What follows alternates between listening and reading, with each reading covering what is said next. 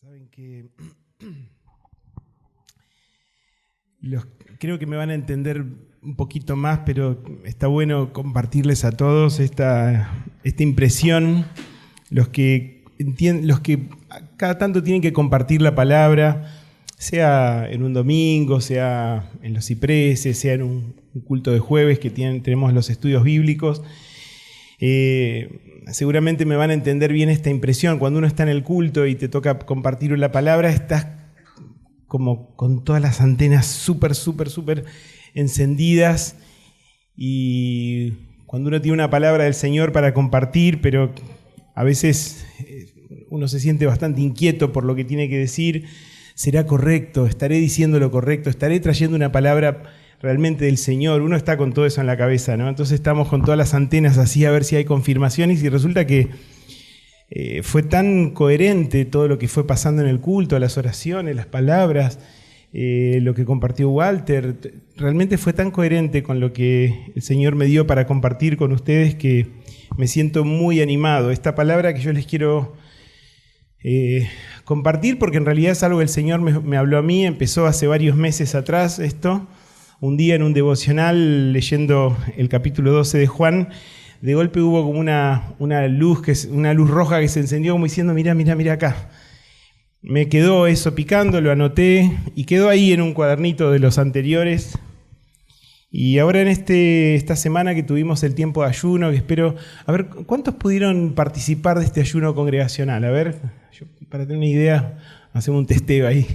Muy bien, muchas gracias por sumarse, y espero que el Señor les haya dado eso que estaban orando y pidiendo. Y a los que no pudieron participar todavía los animo.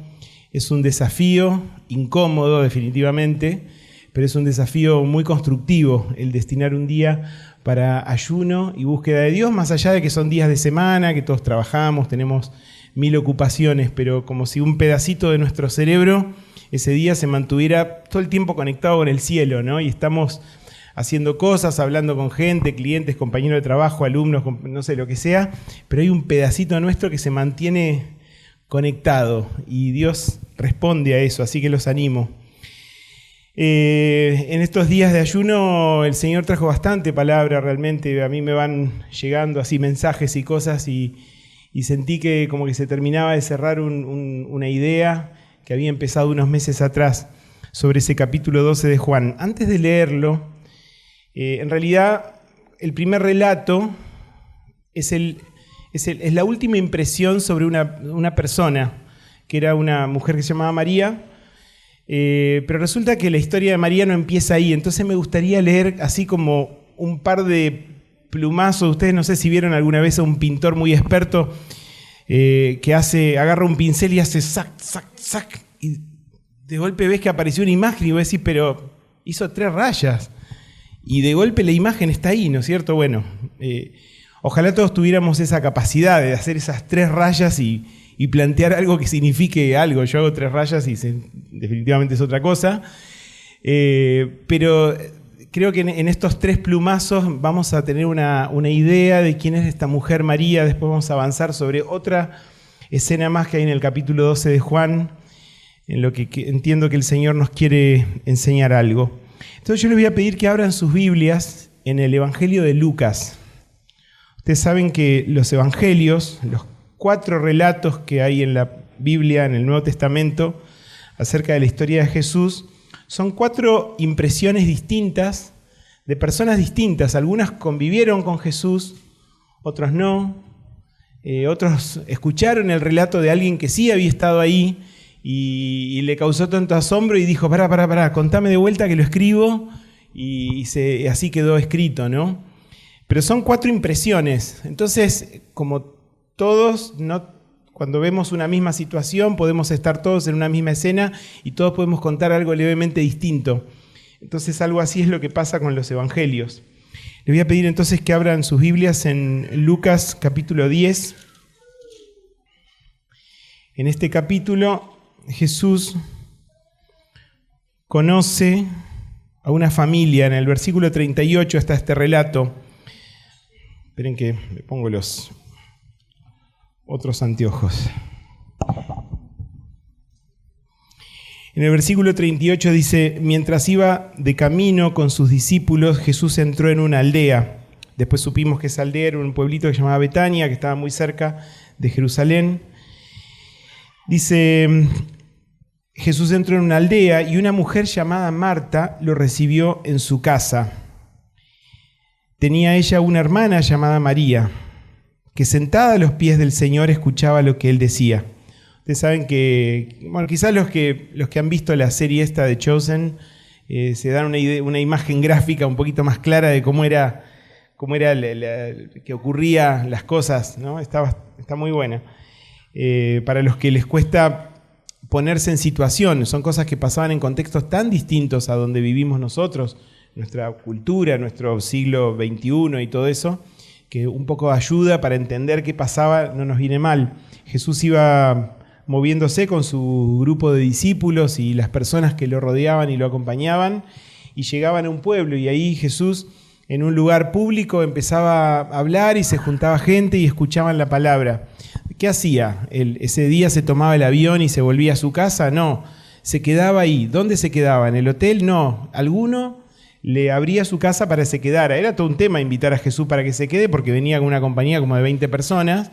Así que a Jesús solito sí, pero a los otros 19, ¿qué hacemos, no? Bueno, toda una movida. Se ve que esta señora Marta, señorita, no sabemos qué era, tenía una casa que se podía bancar todo el team de Jesús.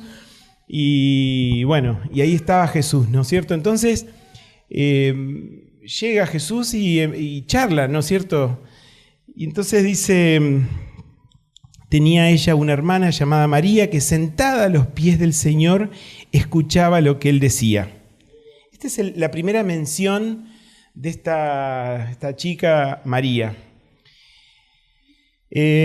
Por las reglas de la hospitalidad en ese tiempo había que atender bien a la gente, así que se ponía toda la carne al asador, había que ver qué había en la despensa y servir dentro de lo que hubiera en el hogar lo mejor para las visitas, ¿no es cierto?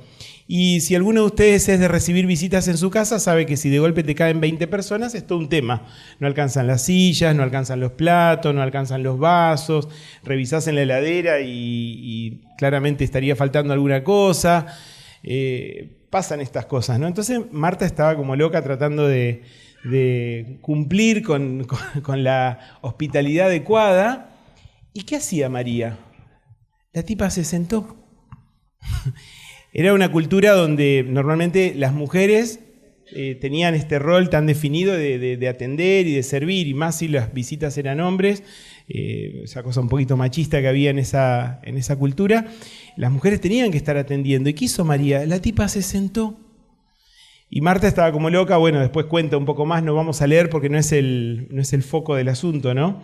Pero el tema es que María, lo primero que cuentan de ella es que se sentó a escuchar a Jesús. Marta se enoja un poco y le dice a Jesús, decile a mi hermana que se ponga las pilas y me dé una mano, ¿no? Y Jesús le dice, pará, tranquila. Esto está en unos versículos después. En el versículo 41 Jesús le dice, Marta, Marta, estás inquieta y preocupada por muchas cosas, pero solo una es necesaria. María ha escogido la mejor y nadie se la quitará. Resulta que Jesús la reivindicó a la vaga esta que se sentaba a escuchar en lugar de servir los platos. ¿Por qué? Porque Jesús tenía claras las prioridades. Y en ese momento, si bien seguramente él también tenía hambre, él estaba entendiendo que estaba pasando algo importante a nivel espiritual. Y María dijo, ya voy, pará, déjame escuchar. Y se sentó a escuchar. Había algo importante que Jesús estaba diciendo que merecía poner todo en pausa para escuchar esto. Este es el primer plumazo sobre esta chica María. Vamos a avanzar un poquito más en la historia. Vamos al Evangelio de Juan ahora. Ustedes saben que el Evangelio de Juan es muy diferente de los demás evangelios.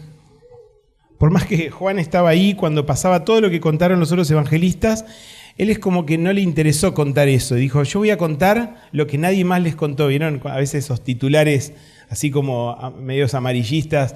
Yo te voy a contar la historia secreta, lo que nadie quiso que sepas. Bueno, Juan contó esos capítulos que los demás no ocuparon tanto espacio. De hecho, es el que más cuenta sobre la última semana de Jesús, y lo que vamos a leer ahora ocurre en esa semana de Jesús, la última semana antes de la crucifixión de Jesús. Entonces vamos a buscar en el capítulo 11 de Juan. En el capítulo 11 de Juan dice, vamos a leer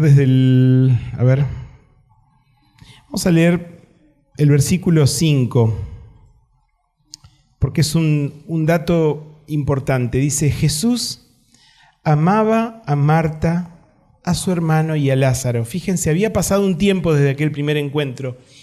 Y acá queda testificado cuánto amaba Jesús a esos tres hermanos. Esa casa donde él había encontrado un lugar de tanto amor, ¿no es cierto?, de tanto respeto. Él amaba a esta gente. A pesar de eso, cuando oyó que Lázaro estaba enfermo, se quedó 2 días más donde se encontraba. No vamos a leer toda la historia de esto. Esto es una de las historias favoritas del pastor Osvaldo. Seguramente, si buscan en las predicaciones que están grabadas ahí en YouTube, van a encontrar predicaciones que mencionan este relato. Así que ahí puedes saber un poco más. Resulta que Lázaro, el hermano de Marta y de María, se enfermó. Y se enfermó mal. Y la quedó ahí. No pudo recuperarse. Jesús se enteró. Jesús estaba en otra ciudad y se enteró de que él estaba enfermo. Y cuando le decían, hay alguien enfermo, esta persona que está enferma, siempre estaba un poquito como implícito ¿no lo sanarías? Cuando uno ora y le cuenta al Señor, Señor, y tal persona que está enferma, ¿qué estamos esperando que haga? Queremos que lo sane. Queremos que Él ponga su mano milagrosa y haga algo sobrenatural.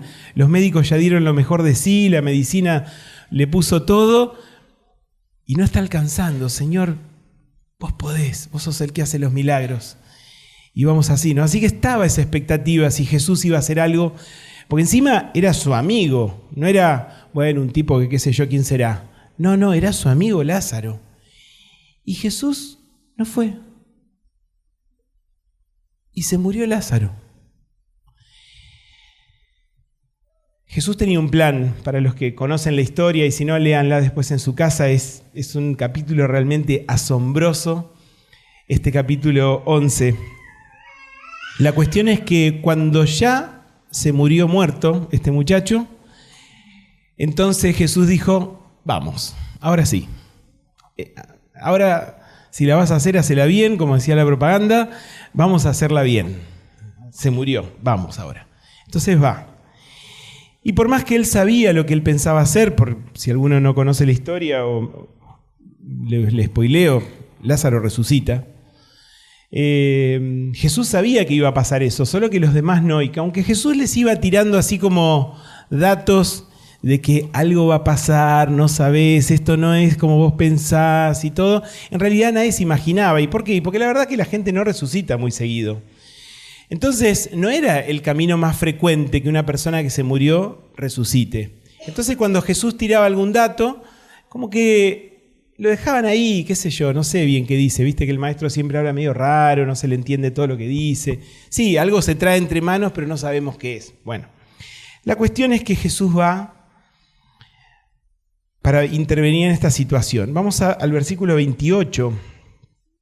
Jesús había llegado. Marta fue a recibir a Jesús y muy dolida, unos versículos antes, le dice, Señor, el reclamo, si hubieras estado acá, mi hermano no hubiera muerto. Vos hubieras hecho algo de eso que solés hacer y él no hubiera muerto.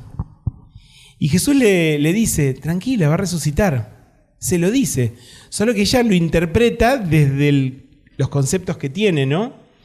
Y dice, sí, yo sé que Él va a resucitar, cuando algún día va a resucitar, porque todos los muertos vamos a resucitar algún día. No, dice Jesús, es que va a resucitar en serio, ¿no? ¿Vos lo creés? Bueno, esta es la conversación que no estamos leyendo ahora, pero está unos versículos antes. La cuestión es que está Marta ahí en el funeral, pero María no está. María se quedó en la casa no es el funeral, ya lo habían enterrado, lo habían puesto dentro de una cuevita el cuerpo de Lázaro, lo habían envuelto bien, como era la tradición, y lo habían puesto en una cueva cerrada. Y se quedaban ahí, las personas piensan que todos los parientes que se enteraban, viajaban, llegaban cuando ya el cuerpo estaba guardadito. Así que estaban seguramente reunidos ahí en la puerta de la tumba cerrada, y estaba Marta. Y Jesús llega, tienen esa conversación, pero María no estaba ahí. ¿Por qué no estaba María? No sabemos, la Biblia no explica mucho a eso, pero creo que no cuesta mucho imaginarse que una mujer que sentía tanta devoción por Jesús se sienta como un poquitín frustrada, diciendo: Señor, me fallaste, y ahora venís cuando ya se murió. Podrías haber venido antes, podrías haber hecho algo antes y no lo hiciste. Ay, me parece algo de eso. Yo por lo menos me pongo un poquito en el pellejo de esta señora y creo que algo así podría estar sintiendo. La cuestión es que Jesús viene, habla con Marta, y Marta la va a buscar a María, ¿no es cierto? Y dice en el versículo 28, dicho esto, Marta regresó a la casa y llamando a su hermana María le dijo en privado, pues estaría lleno de gente todavía: el maestro está aquí y te llama. Jesús quería ver a María. No es lo mismo si no está ella, ¿no? Entonces, ella va. Entonces dice, cuando María oyó esto, se levantó rápidamente y fue a su encuentro. Y en el versículo 32 dice, cuando María llegó a donde estaba Jesús y lo vio, se arrojó a sus pies y le dijo: Señor, si hubieras estado aquí, mi hermano no habría muerto. Le dijo las mismas palabras que le había dicho su hermana Marta. No vamos a juzgar a Marta por ser una persona distinta. Marta era una mujer muy pragmática, había que hacer lo que había que hacer, era una tipa de estos con este impulso del servicio y que no se gastan mucho en las cosas muy emocionales, pero hay que servir la mesa y la mesa está servida porque Marta se puso las pilas, ¿no? María como que se da el espacio de hacer otras cosas, ella siente es un espíritu libre María. La cuestión es que ella va y le dice las mismas palabras que su hermana, pero hay un gesto distinto.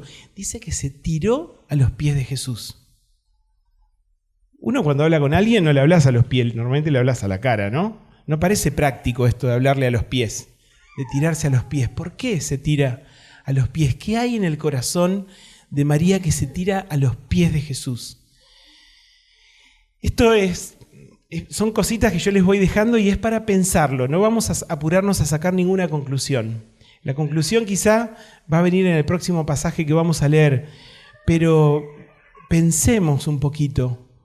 Cuando le reclamamos cosas a Dios, cuando oramos y le pedimos cosas, ¿lo hacemos desde el reclamo?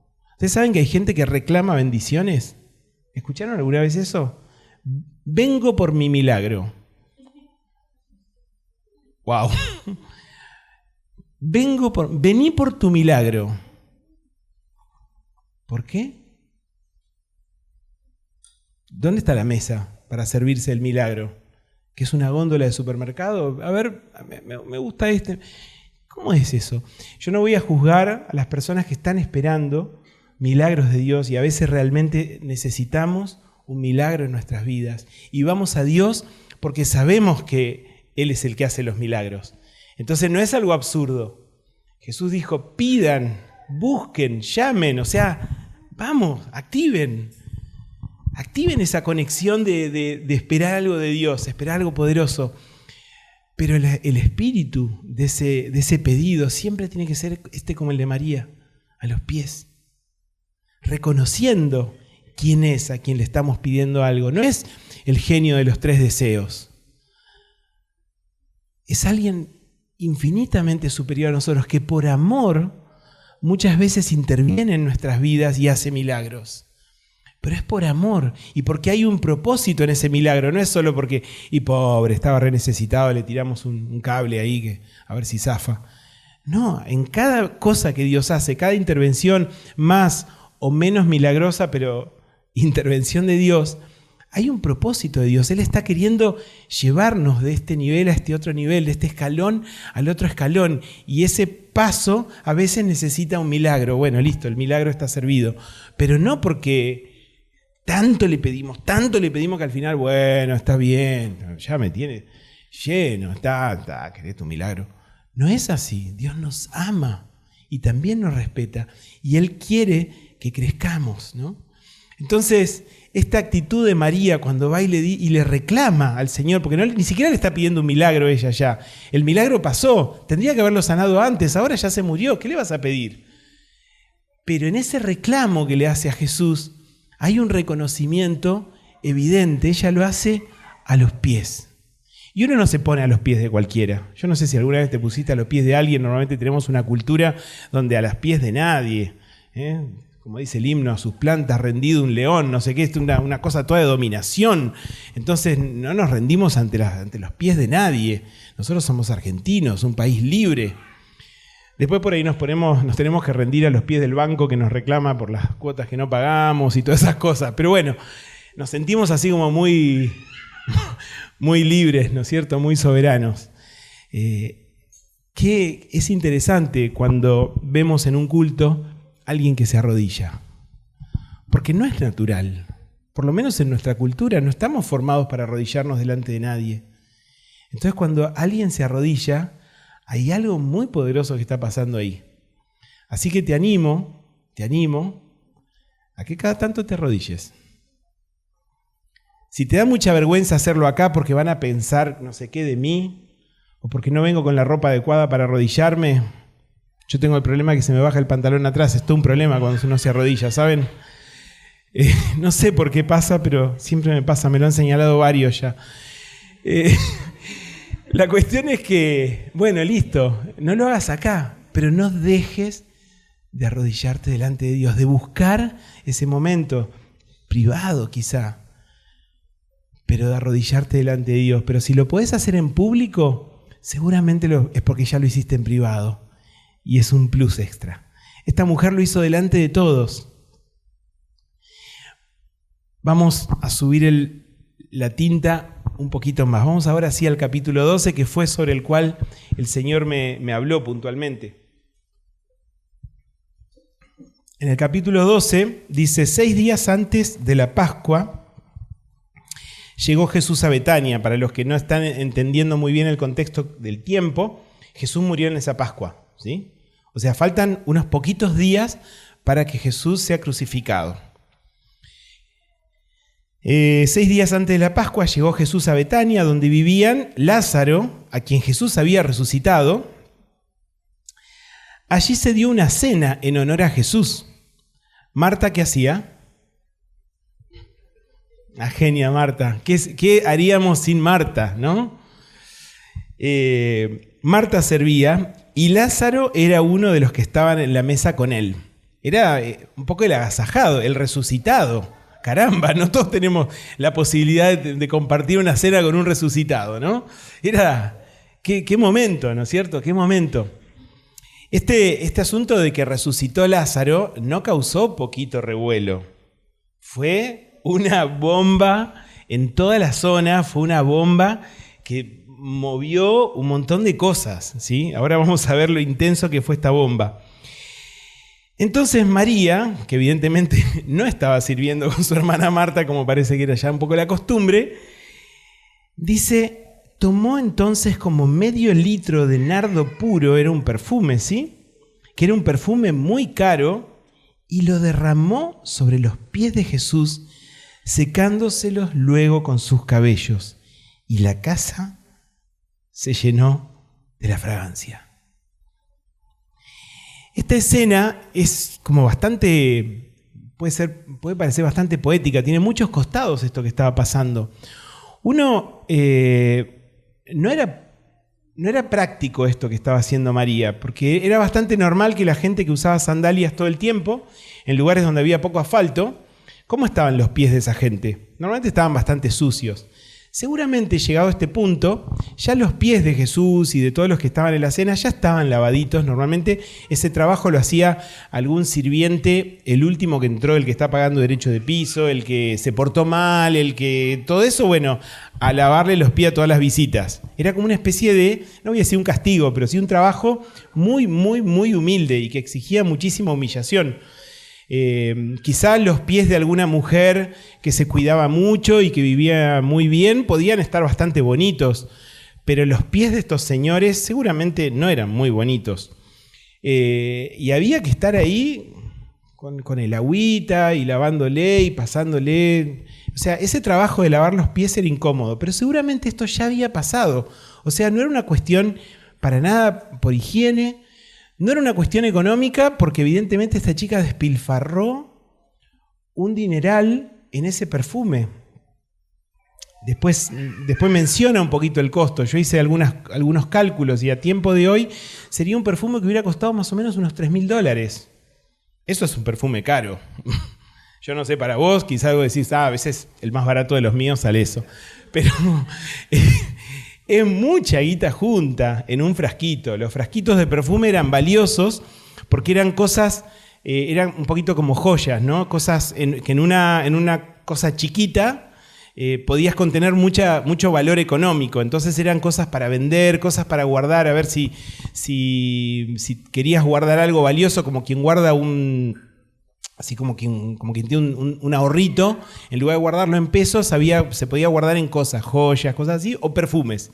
Total, los perfumes estaban sellados no podía perder su esencia, así que podían durar muchísimo tiempo. Esta chica fue y tiró el frasco entero de perfume en los pies.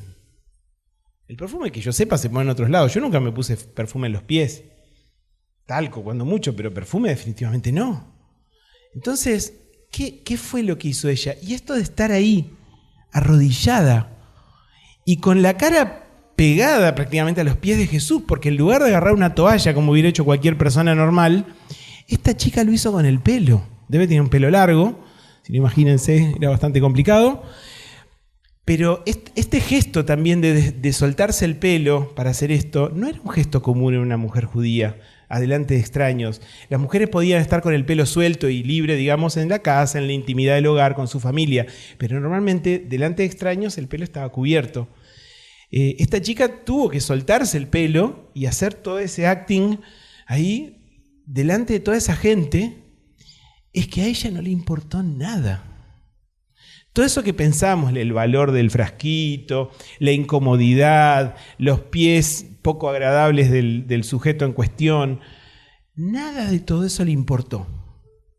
Hace poquito en la reunión de jóvenes que tuve de visita, justo Federico trajo este pasaje a colación, lo leyó también, esto de dar algo hermoso. Tenemos una canción que dice, derramo el perfume sin que me importe nada. Es esto, derramar el perfume sin que me importe nada. Pero ¿qué pasó con esto? No quedó ahí la cosa nada más. Este amor, este reconocimiento de esta mujer a Jesús, que ya evidentemente lo había hecho otras veces, no era raro, esto fue lo más escandaloso que había hecho, pero definitivamente una persona que sabía cómo demostrar claramente lo que sentía, su pasión, ¿sí? Y su pasión era estar cerca y honrar a este Jesús que ahora, aparte de todo lo bueno que hubiera hecho antes, había resucitado a su hermano. ¡Boom! Eso era un montón. Eso le subió la intensidad al asunto 1000, ¿no? Entonces ella no escatima nada y hace esto. Pero no estaban solos ahí, estaba lleno de gente el lugar. Era una cena en honor de, seguramente se habían anotado todo el mundo para la cena, como suele pasar, y estaban los discípulos básicamente, ¿no? Entonces dice en el versículo 4, Judas Iscariote, que era uno de sus discípulos y que más tarde lo traicionaría, objetó. Sí, flaco, ¿qué vas a objetar? Lo mejor que puedes hacer es callarte la boca, pero objetó. ¿Por qué no se vendió este perfume que vale muchísimo dinero para dárselo a los pobres? Dijo esto no porque se interesara por los pobres, sino porque era un ladrón y como tenía a su cargo la bolsa del dinero, acostumbraba a robarse de lo que se echaba en ella. Es un buen gesto y práctico, ¿no es cierto? Tanta guita desperdiciada ahí en ese frasquito, por favor. Le podría haber hecho una tarjetita que le diga te quiero y hubiera estado bien, ¿no? Un beso en los pies, eso suma un montón. Pero ese derroche de dinero es necesario. ¿Y saben qué? Esta congregación, como la mayoría de las congregaciones Ríos de Vida, se han caracterizado y durante muchos años por hacer un uso casi abusivo del tiempo de adoración. Y capaz que a más de uno de ustedes le resulta como, ¿otra canción más? ¿Qué hora es? ¿Cuántas cantaron ya? Ay, por favor, ¿cuándo viene la parte interesante? Porque todos somos distintos. Hay personas que les encanta el tiempo de alabanza, el tiempo de adoración, y personas que les encanta el tiempo del desarrollo de la palabra. Eso es lo jugoso, eso es lo sabroso, lo que deja algo. Lo otro, bueno, son canciones lindas. Tampoco es para tanto. Encima hay cada canciones que dicen cada cosa. Hoy cantamos una que dice, lindo, lindo eres tú. Es para pensarlo, ¿por qué decimos eso? Alguno dirá, nunca lo vi.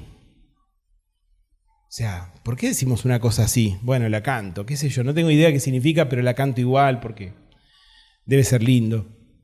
Debe ser lindo cantarle, no sé. Pero a veces juzgamos con bastante liviandad y sin entender la expresión de amor de otros. ¿Era necesario que hagas escándalo? Tampoco llorar así. ¿Era necesario dar esa ofrenda? ¿Era necesario? Hay tantas cosas que son más importantes. Sin embargo, María entendió que en ese momento no había nada más importante. No había nadie más importante.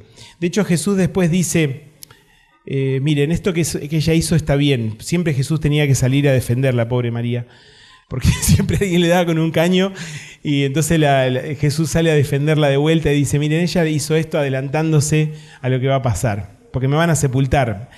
Nadie ni entendió, ni pescó esa palabrita que Jesús dijo, pero Jesús ya estaba acostumbrado a que nadie entendiera esa parte. Y dijo, miren, a los pobres siempre los van a tener con vosotros, tranquilos que van a tener tiempo para bendecir a personas necesitadas a rolete. Van a tener tiempo, no se preocupen. Pero este momento en que ella está acá es especial y ella lo aprovechó. Así que déjenla en paz.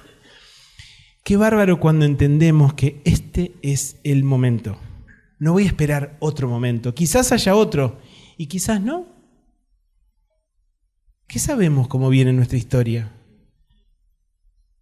Y después vamos a andar llorando ahí. Cuando tuve la oportunidad, debería haber. No tiene sentido después. Está bien, bueno, mejor darse cuenta tarde que no darse cuenta nunca, ¿no? Pero lo ideal es ahora. Es ahora. Es ahora. Así que yo realmente los animo a cada uno a trascender ese límite que ponemos. ¿Cuál es el culto razonable a Dios? ¿Qué es la expresión razonable? ¿Hasta dónde está bien darle y dónde decir, pará, ya too much, ya está, te fuiste de mambo ahí, no hacía falta? ¿Por qué no hacía falta? ¿Qué era lo que hacía falta? Para María era importante hacer eso. Si ella no hubiera hecho eso, se hubiera todos los años siguientes, ay, ¿por qué? ¿Qué hago con este frasquito acá? Era para Jesús, yo sabía que le tenía que hacer eso y no lo hice, y ahora Jesús no está más. En realidad no lo iban a tener mucho tiempo más a Jesús. Ella no sabía eso, pero no importa, ella aprovechó ese momento. Qué importante aprovechar el momento y qué importante no juzgar. Qué importante no juzgar el culto y la ofrenda de otro. Uno no sabe, uno ve a veces una persona llorando. ¿Por qué llora esa persona?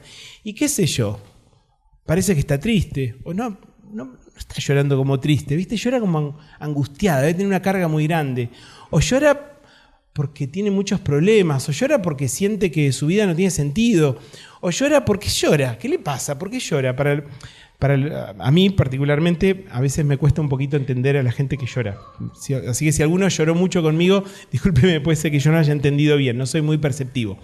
Pero qué importante que es entender por qué alguien llora, ¿no? Pero no siempre sabemos, solo uno ve una persona que llora y de acuerdo a si conoces o no su historia, te puedes dar una idea por qué llora o no. O solo ves a alguien que llora, pero Jesús ve el corazón. Jesús ve el corazón. Entonces, llorá donde quieras, llorá ante el que tengas ganas, pero llorá delante de Dios. Y que ninguno se avergüence de llorar delante de Dios. Hay una cosa muy de nuestra cultura. Los hombres no somos muy llorones, supuestamente. Bueno, varios de ustedes me han visto a mí que algunas veces me emociono y lloro, pero no es algo muy común. No es raro ver una mujer que llora, pero es más raro ver un hombre que llora mucho. No sé por qué llorás o no llorás, pero llorá delante de Dios. Aflojate delante de Dios. Expresale a Dios. Buscá tu momento para expresarle a Dios sin limitar. Si lo haces mucho en privado, no te va a costar abrir tu corazón en público. A veces uno ve en el culto tantos hermanos que están duritos ahí, quietitos. Apenas se le mueven los labios con la canción. Por ahí no saben la canción, está bien. A veces estos del grupo de alabanza, a veces cantan cada canción, que es difícil aprendérselas, ¿no? Pero a veces no te sabes la canción. Bueno, listo, pero tenés la ayudita y te ponen la letra, ¿no? El tema no es si te sabes la canción o no, es qué estás poniendo en ese momento de encuentro con Jesús. ¿Qué estás poniendo? Bueno, vamos a subirle un poquito más y vamos a una segunda parte de este capítulo 12. La historia sigue. Versículo, esperen que me perdí un poquito.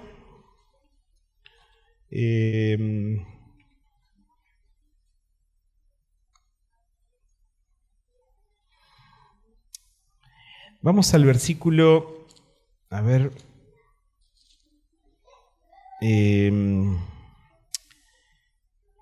versículo 9, dice: mientras tanto, muchos de los judíos se enteraron de que Jesús estaba allí. ¿Quién era Jesús? ¿Por qué era importante que Jesús estaba allí? ¿Te enteraste? Vino Jesús. ¿Quién es Jesús? ¿Cómo no vas a saber? El que resucitó a Lázaro, el del pueblo acá, de la aldea, el de cerquita acá. ¿Quién? Jesús, el que resucitó. Dice, mientras tanto muchos de los judíos se enteraron de que Jesús estaba allí y fueron a ver no solo a Jesús, sino también a Lázaro. Pará, hasta que yo no lo vea al tipo ahí caminando, no te creo. ¿Vos decís que ese tipo se había muerto?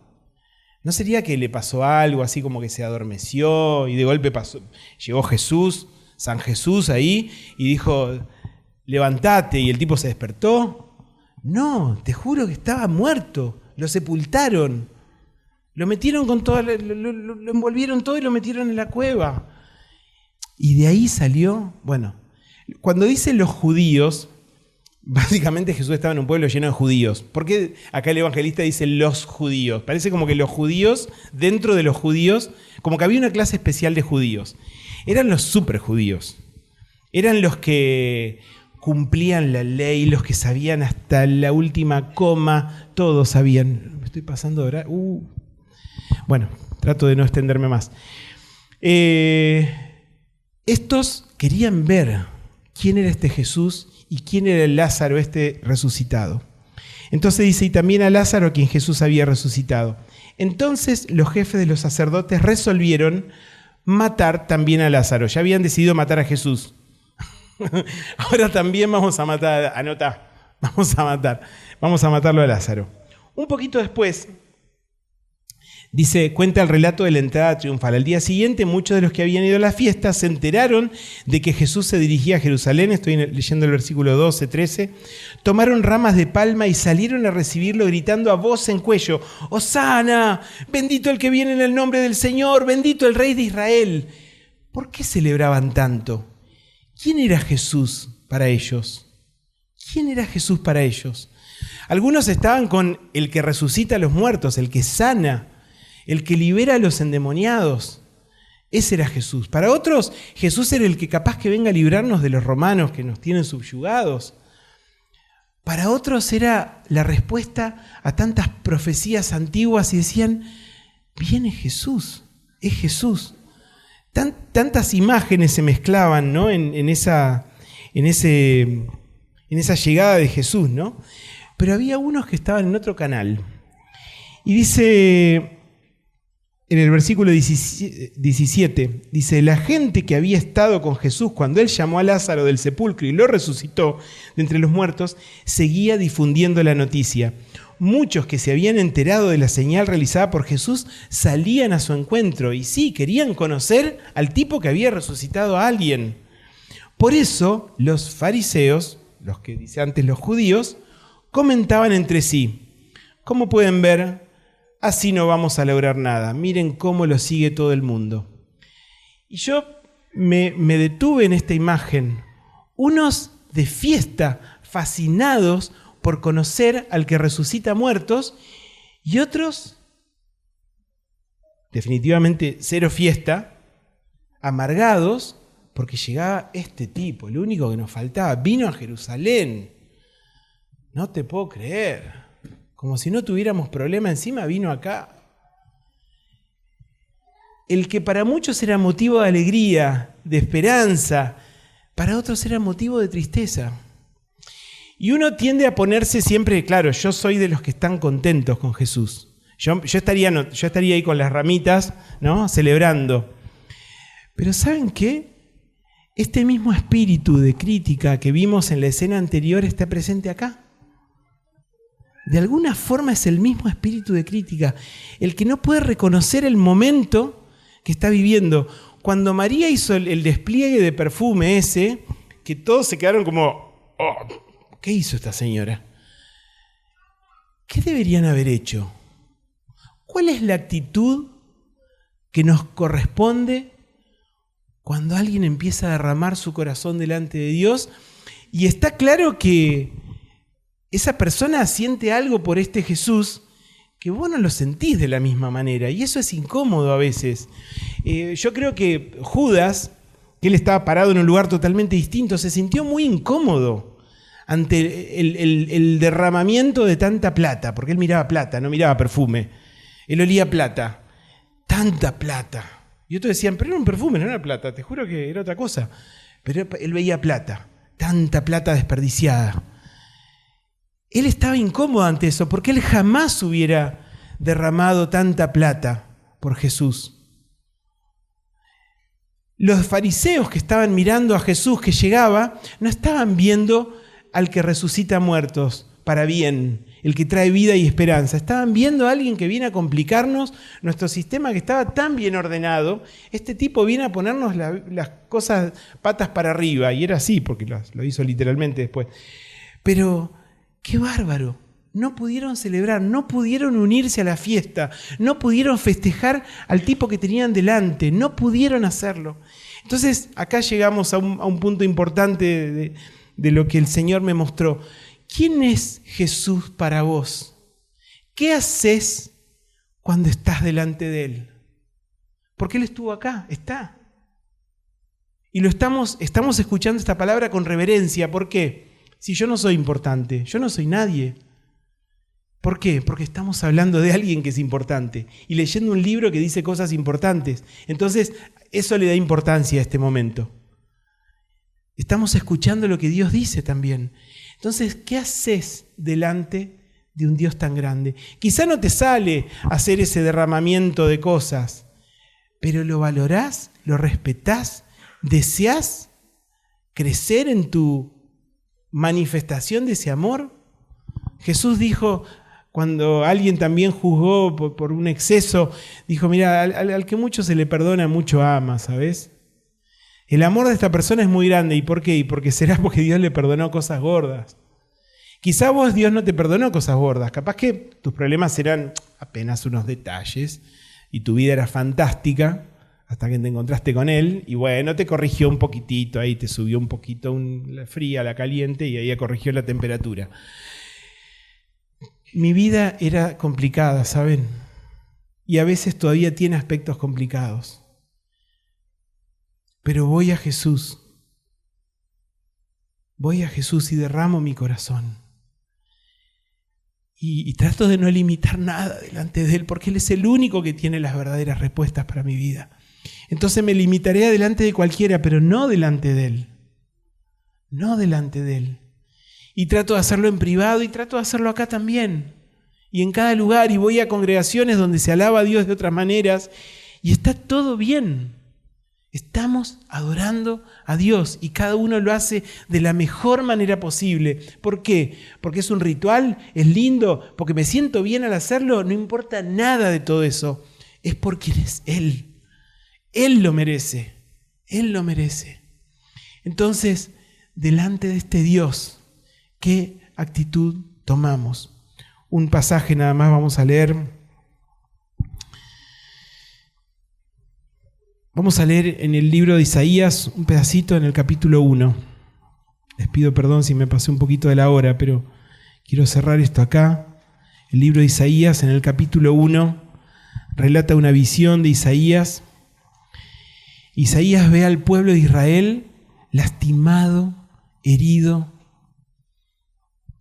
todo roto, pero tratando de cumplir con Dios. Siguen haciendo sus ceremonias, siguen haciendo el culto, siguen haciendo sacrificios.